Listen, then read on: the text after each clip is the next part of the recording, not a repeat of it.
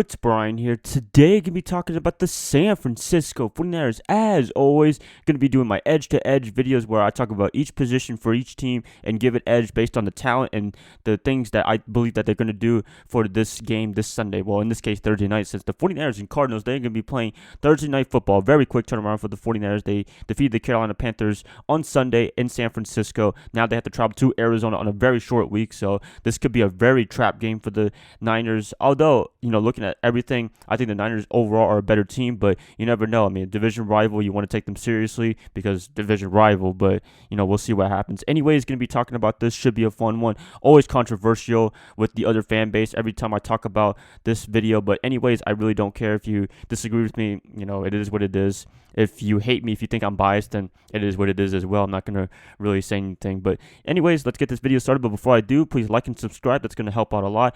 Click that bell notification to get notified of future videos. Share this content with fellow Niner faithfuls. If you're Cardinals fans, I don't know if there's any Cardinals fans watching this video, please subscribe as well. I do talk about this game all the way up to the Thursday night game, and I will talk about this game even more, or this matchup in a couple of weeks when they play them yet again in another matchup in San Francisco. So, yep. There you have it. Let's do it. 49ers versus Cardinals. Who do I give the edge for each position? First up, let's talk about the offensive side of the ball. Quarterback position, Jimmy Garoppolo versus Kyler Murray. Who am I going to give the edge to for this game? We'll see. Let's talk about each quarterback real quick. Jimmy Garoppolo, not too bad this year. I mean, he hasn't really had to do too much as a quarterback. He's had a really good defense. He's had a really good running game with that running back by committee. Some people are still doubting them for some reason. Every time I pick the Niners running back by committee, everyone goes crazy. He's like, oh, why'd you pick them over Christian McCaffrey, Nick Chubb? They're better running backs. And sure, that is true. Talent-wise, I think those running backs that I mentioned for the other team, they're more talented than the guys that we have right now. But you look at it, the system, I mean, Breida and Coleman, they're not slouches either as a talented running backs themselves. So I really don't understand why they do that. But anyways, I'll talk about that in a second.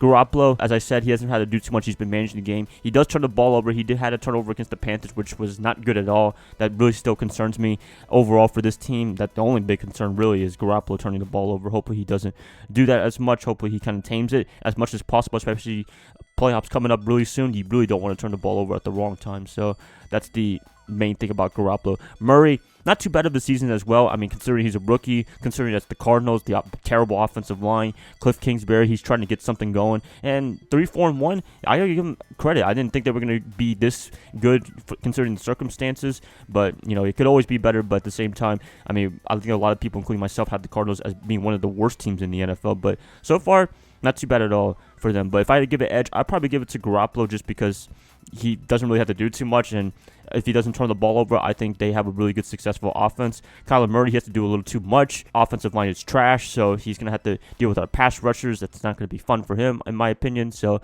edge, Garoppolo. But if you talk about absolute talent, like running the ball and being able to do something crazy, yeah, you can give it to Kyler Murray. But just overall for this game, I'm going to give it to Jimmy G. Next up, running backs.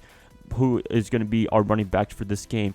You got our running back by committee, as I mentioned before, with the three guys of Mostert, Coleman, and Breida. Also, Jeff Wilson is in that lineup. Breida, he might be a little bit injured. We'll see if he comes in for this game. But other than that, it doesn't really make a big difference in my decision on who I pick for the edge. The Arizona Cardinals, they just got Kenyon Drake from the Miami Dolphins. I think that's a pretty good pickup. But yeah, if I had to pick an edge, I would definitely give it to the 49ers running back by committee. I mean, we just saw their display against the Carolina Panthers. A pretty good team in my opinion. We just made them look really bad. I think that's a really obvious edge, definitely. And people are still doubting this running back by committee, as I mentioned in my quarterback segment. But, after this, I don't think anybody is having doubt about our rushing attack. We're second in the league in rushing.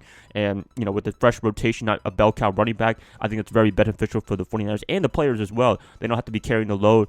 Breida doesn't have to be the bell cow guy. Coleman doesn't have to be the bell cow guy. They can share reps. And I think everyone is happy. And as long as they're winning, it's a good thing. So, edge, San Francisco running back by committee. Next up, receiving core. Pretty interesting. The 49ers, as we all know, they got Emmanuel Sanders from the Denver Broncos last week. He was very effective in the game against the Carolina Panthers. The Arizona Cardinals, they got some nice talent. They got Christian Kirk. He had a nice touchdown against us. Akella Witherspoon last year, but that was when Witherspoon was having a sophomore slump. Larry Fitzgerald, very reliable guy as well. They don't have Andy Isabella, their rookie guy, that is kind of disappointing. Also, Hakeem Butler. A lot of you guys were really high on him in the draft. He's not playing as well because he's on injured reserve since the beginning of the season. If I had to give an edge, I would actually give it to the 49ers for the first time just because of Emmanuel Sanders. He has made the biggest difference for the 49ers so far in his one game against the Panthers. And the Panthers defense, their secondary, they're actually not that bad at all. You got Dante Jackson, James Bradbury, Eric Reed, those guys, I mean, they weren't able to do anything for him. And the good thing about Sanders is he does open up for every other receiver, every running back, George Kittle, all these guys. And I believe he's going to make a big difference for this game against the Arizona Cardinals. So if I had to give an edge, it would be for the 49ers just because Sanders, he has made a big difference for this 49er roster. Last up, let's talk about the tight end position. Well, that's not the last up. That is going to be second to last. George Kittle versus who is their tight end actually for the Arizona Cardinals? Well, you know what? To be honest with you, I didn't even look it up. I'm going to give it to George Kittle because he's the best tight end in the game. Pretty simple right there. Offensive line, 49ers versus Cardinals. Who am I going to go with? I got to give the edge to the 49ers almost hands down just because Arizona, I think we all know their reputation as a very, very bad offensive line. Kyler Murray, he has taken a pounding somewhat. 49ers, they do get Joe Staley, Mike McGlinchey back, which is a very good news. School and Brunskill, they've been a really good tackles for their fill-ins, but I think with having both veterans coming back, that's going to be a very beneficial thing for the line. They're going to get even better. So, edge, 49ers, they've been able to run the ball. They've been able to kind of protect Jimmy Garoppolo, and yeah, that's a pretty beneficial thing for the 49ers. Next up, let's talk about the defensive side of the ball, which is a little bit more lopsided, even more. Let's talk about the defensive side of the ball right now. Defensive line for the 49ers against the Arizona Cardinals defensive line. If I had to give an edge, I mean, hands down San Francisco. They're just ferocious. They're intense. You got Nick Bosa, one of the best defensive players in the NFL. I know in this game in particular, he's going to be very motivated to play the Cardinals just because they passed on him with the number 1 overall pick. I'm pretty sure Bosa wanted to be the number 1 overall pick, and that didn't happen at all. They drafted Kyler Murray. He went to us in San Francisco. I know he's thinking about this game. He stated in the press conference that he doesn't really care about that. It's a division matchup, but I know in his heart that it kind of hurts that he wasn't the number 1 overall pick because he believes he was the best player in the draft, and it's looking like it so far. He's got to give a plus to the 49ers defensive line. Also, DeForest Buckner, Solomon Thomas, Eric Armstead, DJ Jones. I mean, every time I talk about the defensive line, I can just go on and on about the list of guys that we have from the starters to the bench, and so far, they have not let down at all in any of the games that they played so far this season. Edge, San Francisco, almost hands down. This was probably the easiest segment to talk about was the defensive line for the 49ers. Next up, let's talk about the linebacking core. Actually, the Cardinals, they have some nice talent, I would say. Chandler Jones, he's one of the best edge rushers I've seen in a while. The Patriots, they did trade him a couple of years ago for whatever reason. Maybe something bad happened to him. With Belichick, he's thriving really well in Arizona. You got our boy Cassius Marsh, the guy that I kind of wanted to keep for this roster this year, but for some reason they didn't keep him. You got Terrell Suggs, T-Sizzle, he's a big difference maker for them. Also got Jordan Hicks, so they got some nice talent within the linebacker position. But for us in San Francisco, you got Fred Warner and our boy Kwan Alexander. I mean, that number 56 guy just runs around all day and just has a fun time doing it. So if I had to give an edge, I would definitely give it to San Francisco just because Kwan, he has just been the biggest difference maker, not just in the linebacking position, but everyone on the defensive side of the ball, that with that energy and that intensity that he brings to this 49er defense. So edge, San Francisco, although Arizona, they have a very good linebacking core, and they're mostly edge rushers because they run a 3-4 defense, but San Francisco got to give the edge. Last up for the defensive side of the ball, got to do the defensive backs. What to talk about. So San Francisco, I'm pretty sure you guys know who's on our lineup. Emmanuel Mosley stepped up big time, had a nice interception against Kyle Allen. Richard Sherman on the other side. Nobody throws the ball to him, but he got an interception in this game. Jaquaski Tart, Jimmy Ward, those guys, they've been balling like crazy. I mean, you can't really say anything else about their defensive backs. We're actually ranked first in terms of passing yards allowed, which is ridiculous. I mean, who saw that coming in terms of the defense? I mean, we all know the defensive line was going to be pretty good, but did we know about the defensive backs? They've been amazing this year. The Arizona Cardinals, they have some nice talent. I mean, Patrick Peterson, he's an all-pro cornerback as well. I'm pretty sure Garoppolo is going to be planning for this guy because, you know, you don't really want to throw the ball in his direction. He came back in the game against the Saints. Drew Brees got an interception in his first game back, so that's very impressive. Other guys, you got Tremaine Brock. You guys remember that guy. He had some trouble in San Francisco at the end of his career with us and ended up getting cut by us.